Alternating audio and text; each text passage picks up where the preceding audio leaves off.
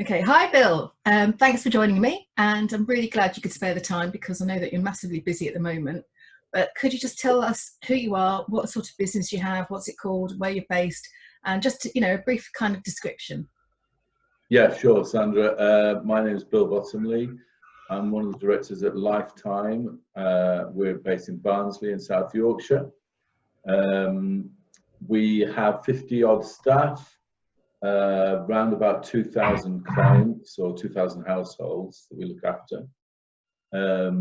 We've been Truth users forever. I think the business is 20 odd years old now, and we've been using Truth for maybe 16 years of that. Wow. And we've taken something like 3,000 plus people through the Truth process. So yeah, we've seen lots of people, and certainly our model is very different to most IFAs that are out there. Mainly because we're in Barnsley in South Yorkshire, and we don't really have the choice of just saying, right, we're going to deal with high net worth people. We see lots and lots of people, and we like to give the same service to everybody. So everybody that we see goes through cash flow modeling. We never give advice without going through cash flow modeling. So that's what the business is built on. Specialisms within the business, whether it's pensions, mortgages, trust work, and lots of new exciting things happening, which we're launching in September, which I'll talk a little bit about later if you like. Excellent. Okay. So when the COVID announcement and lockdown happened, 50 staff is a huge amount to cope with, in terms of trying to sort them out, working from home, things like that. How did you do that? Did you put any staff on furlough? What happened? What transpired? So you've got planners, admin, all different roles. How do you sort of balance, who takes priority, or how do you look after them? It wasn't. I mean, fortuitously enough, we were starting to use Zoom before lockdown. So before in January we started looking at Zoom because of we're looking to have a digital proposition that we're launching in September. So we were already getting our advisors to start using Zoom technology, and we've been looking at ways in which we become more efficient using our back office system, which is IO, and we've been pushing for clients being able to do digital signatures, all that sort of stuff with our platforms that we use, Transact and Nucleus. So we were sort of ahead of the curve as far as that's concerned, obviously not knowing that this was going to happen. But it meant that when COVID hit and we could see that it was going to have a massive impact on businesses, we were sort of in a good position to cope with that. So we furloughed about 20 staff, and everybody else has either worked from home.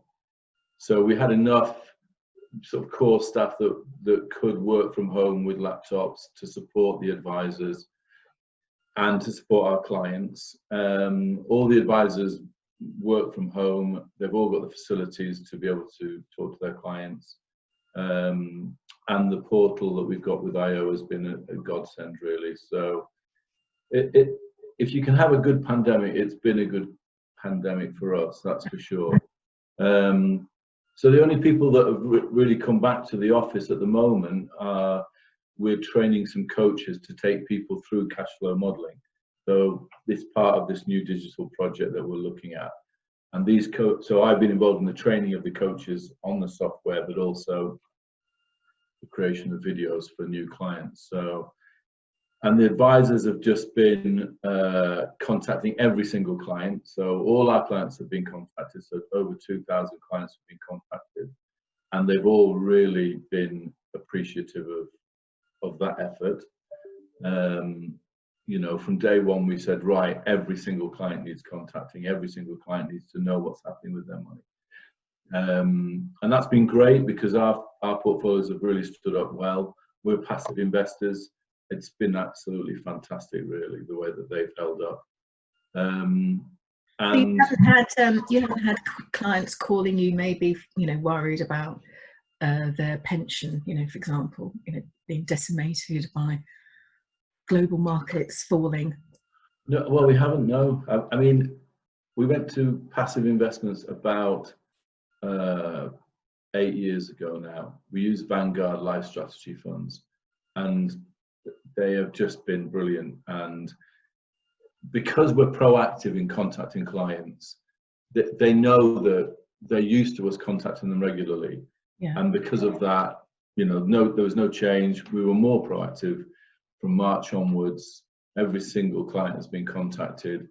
And actually, the stories that have come back have all been about, wow, how great the markets have recovered, their pensions have recovered, their income hasn't been affected. And they've just been very grateful that we've just kept on contacting them, which is great. So, you know, we're ahead of where we were when we started at the beginning of the year, which we'd have taken that, given that there's a pandemic, we'd have really taken that. So, and we've been writing new business as well, which has been a surprise, but it's been great. So we've written lots of new business in this period of time. How? Yeah, through Zoom and through scanning stuff, and now with Transact we're able to do digital signatures. So yeah, we've been able to do business with people, which has been really interesting. How do you build a new relationship, Bill? Yeah, I mean, our business has been based on referrals. So, you know, those don't stop because there's a pandemic. People are still concerned about whether they're in the right place. They still want to retire. They still want advice. So, yeah, through referrals. I mean, we actually did our biggest ever piece of business during lockdown, which was a DB transfer. And so, you know, I think that what we've been surprised at is how well the advisors have taken to being able to do business like this, but also we've been so pleasantly surprised at how clients have embraced the technology and have been able to, you know, had a good service without actually, you know, without actually having somebody sat in their front rooms or them sitting in our office. So it's been, you know, as I say, nobody would wish for this, but it has been a good experience for us, that's for sure. You know, there's been challenges, but it's been a good experience. So from a board director perspective, you've said that you're launching new services in September. How did you manage to keep, you know, to keep it going, to keep the momentum going, you know, for launch and the timing? Well, we're pretty keen on keeping momentum going. That's for sure. I think the key, to be honest with you, Sandra, I think the key is that we're passionate about what we do, and it's not difficult to keep motivated if you believe in what you do and you're excited about what you're doing. And all of us who are working here are excited about this new project, and certainly we are passionate about cash flow modeling and giving clients, you know, helping clients take control of their lives, and that passion has been there since we started, and it, you know, it just gets more and more exciting the more people that we deal with and the more people that come into contact with what we offer. So digital, how are you going to be, are you expecting to target maybe accumulating clients, or, you know, who is the digital proposition for, and how are you going to go about making it profitable for you? That's a good question. Well, we're targeting businesses. That's the first thing. So, you know, I don't know how it's going to grow. I've got a good idea of how I think it's going to grow, but we're targeting businesses, employers who want to educate their employees so that their employees are not anxious about their money, that are not concerned about what their retirement looks like, that they have an education of their financial situation now and what it might look like in the future. and that has huge benefits for employers, and of course massive benefits for employees. So we've had a lot of interest from quite big companies, and the employer will pay for a section of that, and then the employee, if they want to become a client, they will pay for it. They will go on to that journey themselves. So the initial part of that is education, is making sure that they have access to financial planning, which most people don't have. So it's a funny industry that we find ourselves in. It's such a cottage industry where most people are focused on 100, 150, 200 clients each, and they've got to be high net worth to make a profit. And we're sort of at the other side of that. We have some very wealthy clients, but we also have some clients who, have got £30,000 in a pension pot that we look after, or young clients that are just starting and want to put £100 a month into a pension, or want to save for a mortgage. So we've got a massive, broad spectrum of the sorts of people that we deal with, but we want to take that out to more people.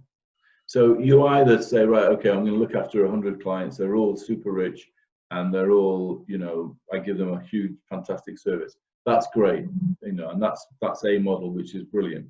Our model is very different, where we've got to make sure that we're efficient and effective when we deal with clients.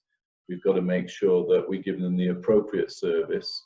So not everybody gets seen every year.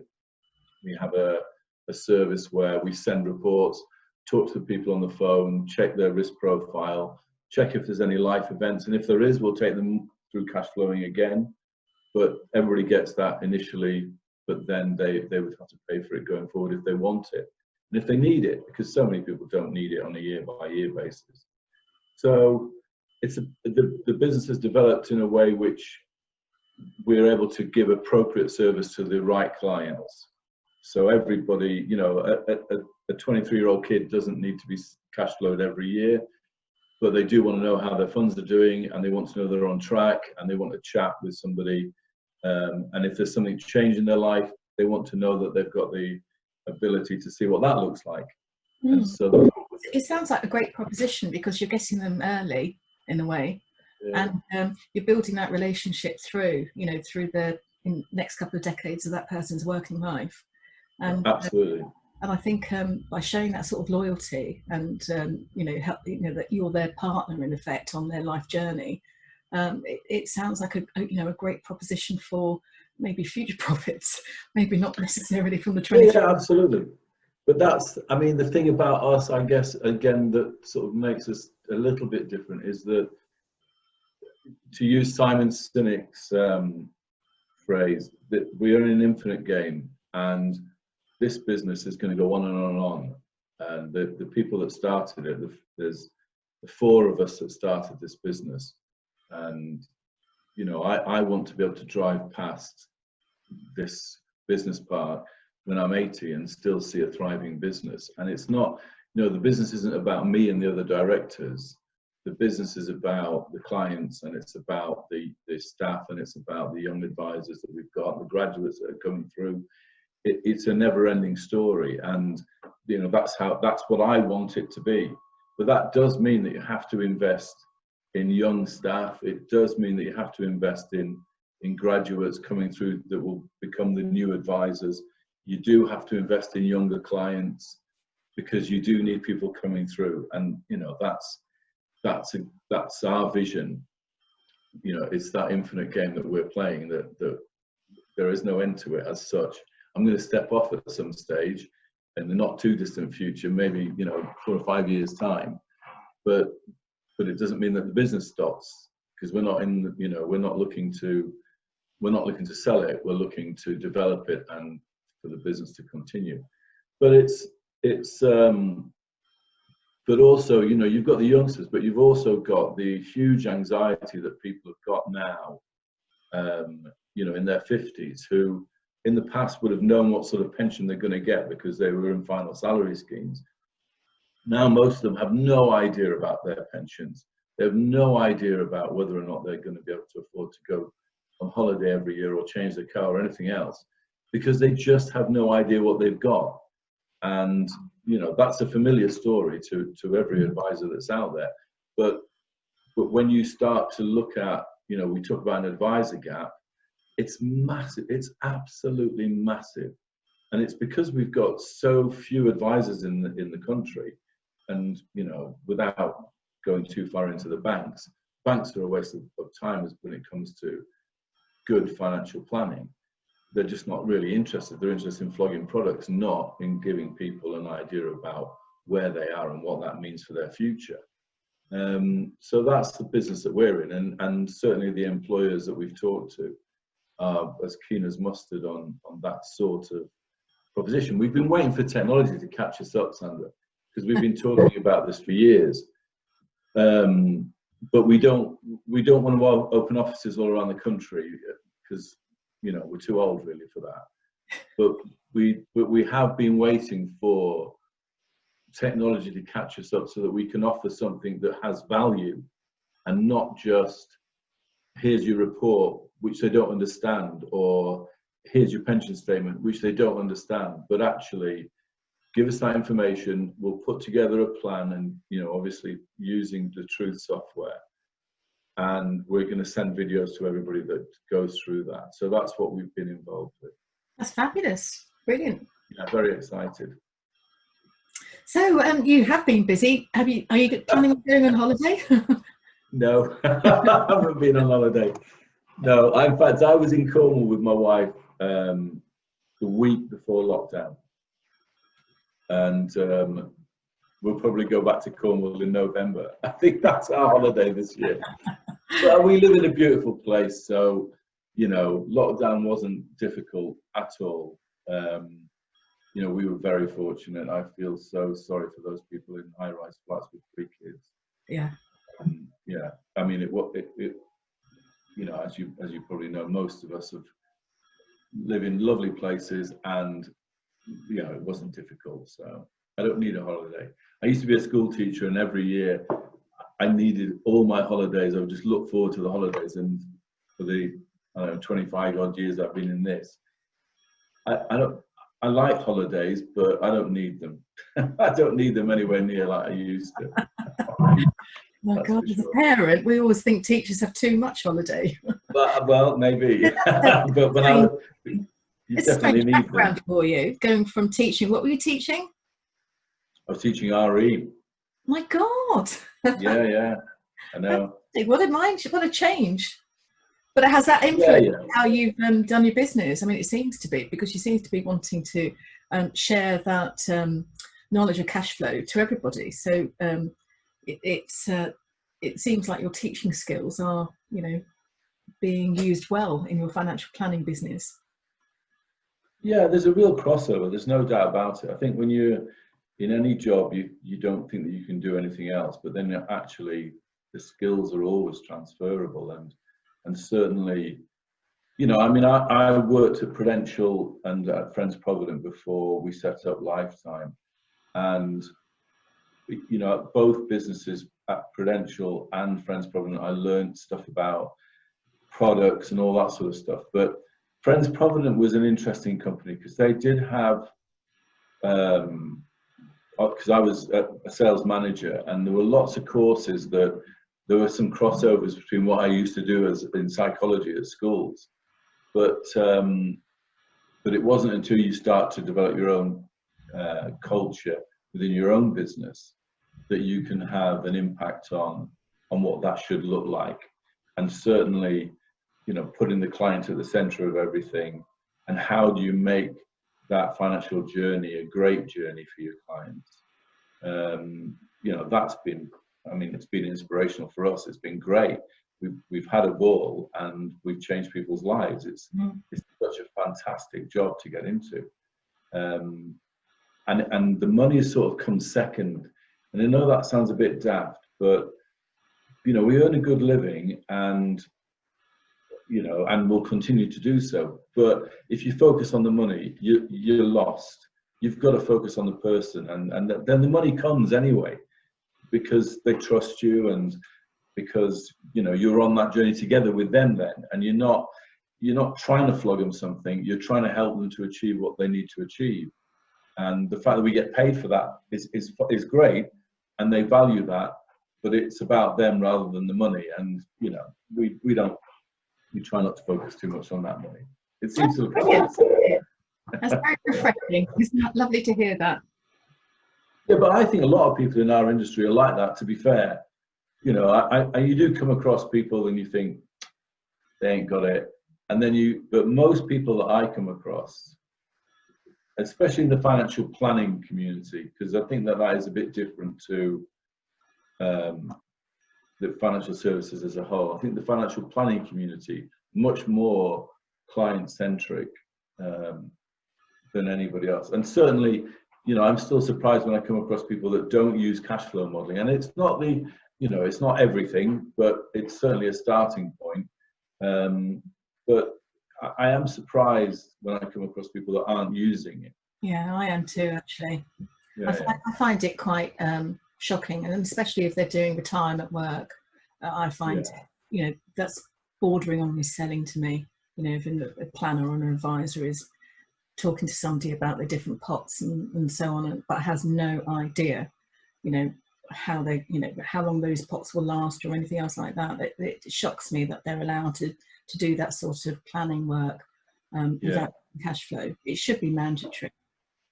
Yeah. I mean, lots of people will say, "Oh, well, I do my own thing," but it's a bit like the way that some advisors are still talking about picking funds. I mean, I am passionate about passive investment and the use of passive funds. And when you start to talk to people about, I've talked to lots of advisors over the years, and the ones that start talking about what a great manager this is or what a great manager that is, it does worry me a bit. I mean, I'm an XRE teacher. What do I know about funds? Unfortunately, we've got people here who are very clever, and they do all that. I mean, you talked earlier about our board, and certainly, that there are 5 of us now who are running the business, but we're sort of just looking after it because we're developing people coming through. So in every department, there's talent within the business that's been encouraged to innovate and to to be that next generation. So, originally, the 4 of us that started the business, all the decisions came from the directors. But as we started to grow, I think we've started to understand that, we haven't got all the answers. And actually, we've got very few of the answers. And that there are other people coming through that are very bright and, because they get the culture, they start to challenge you about the way that you are thinking about the business as a whole, which is great.